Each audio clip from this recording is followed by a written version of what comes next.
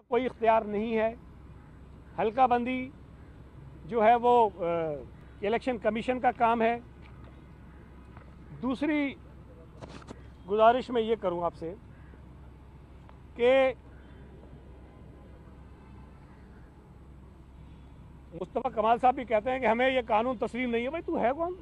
मतलब तुम्हारा एक आदमी असेंबली में नहीं, तुम एक चेयरमैन की सीट जीतने के काबिल नहीं हो।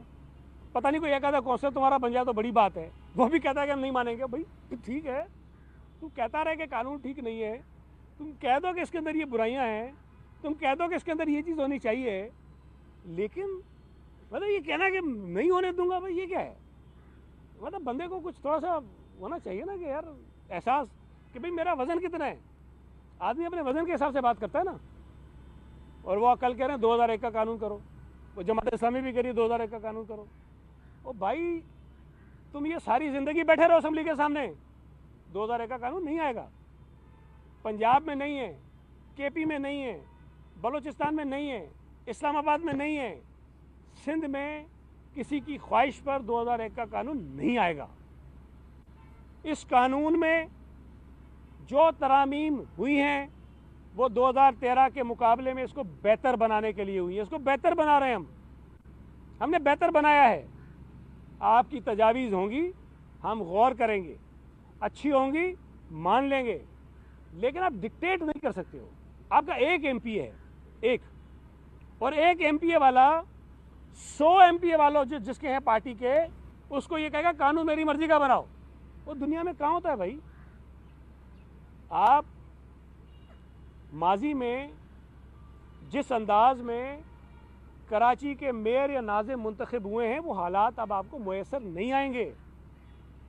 अफगानी साहब भी फौजी आमिर के वक्त में बने, और जिस तरह बने वो भी सबको पता है। पीपल्स पार्टी की अक्सरियत थी, पीपल्स पार्टी के अरकान को गायब करवाया और अफगानी साहब को 1 वोटों से जितवा दिया। 2001 में भी फौजी आमिर था, पीपल्स पार्टी के कैंडिडेट ताज हैदर साहब थे, जो जमातें हमें सपोर्ट कर रही थी उनकी अक्सरियत थी, लेकिन आप जिताया गया, आप बन गए। अब अगर आप चाहते हैं कि दोबारा कोई फौजी आमिर आए, फिर दोबारा ऐसे हालात पैदा हों, फिर कराची का मेयर या नाजिम या चेयरमैन जो है जमात इस्लामी का हो जाए, तो वो हालात तो नहीं हो सकते ना। तो आप ठीक है अपने पॉलिटिकल माइलेज लेने के लिए ये सारी चीज़ें कर रहे हो, आप करते रहो, लेकिन मुझे अफसोस इस बात का है कि एमक्यूएम भी इस वक्त लिसानियत की सियासत कर रही है, एमक्यूएम भी इस वक्त नफरत की सियासत कर रही है। मैं इनसे सवाल करता हूँ, जो आपने बैनर लगाया है कि कराची पे कब्जा नामंजूर, किसका कब्जा नामंजूर? किसके कब्जे के खिलाफ आप बात कर रहे हैं? कौन है जो कराची पे कब्जा करना चाहता है? अगर आप पीपल्स पार्टी को कहते हैं तो पीपल्स पार्टी इस मुल्क की एक सियासी जमात है।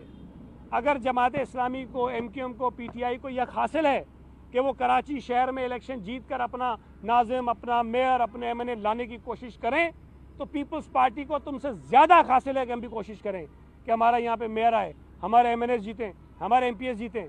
पीपल्स पार्टी इलेक्शन की बात करे, जीतने की बात करे, तो हम कब्जा करना चाहते हैं। बाकी आपके लोग कहीं से भी आए, जीतें, यहाँ बने, उस पर आपका एतराज़ नहीं होता। मैं ये समझता हूँ कि कराची शहर में नफ़रतें ख़त्म हुई हैं, लड़ाइयाँ झगड़े ख़त्म हुए हैं, लोगों में मोहब्बतें पैदा हुई हैं, दूरियाँ ख़त्म हुई हैं। खुदा के लिए इस पुरअमन मोहब्बत के माहौल को ख़राब मत करें।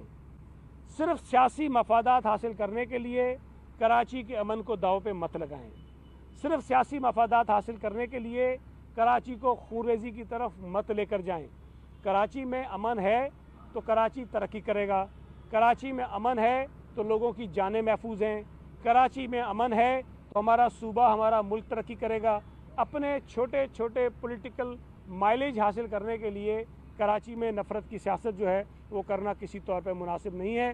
पाकिस्तान पीपल्स पार्टी कराची में काम करवा रही है।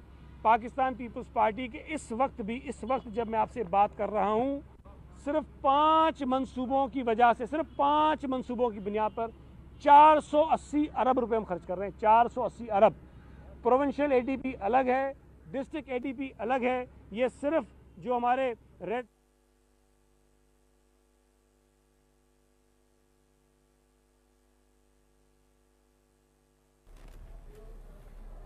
कराची में सूबाई वज़ीर सईद गनी प्रेस कॉन्फ्रेंस करे रहियो आहे। संदसि चवणु आहे त MQM पारां लसानी तंज़ीम जी ॻाल्हि कई पई वञे। संदसि वधीक चवणु आहे त इहे सिंध जे माण्हुनि खे विढ़ाइणु चाहिनि था। इहे सिंध जे माण्हुनि खे विढ़ाइणु चाहिनि था। सूबाई वज़ीर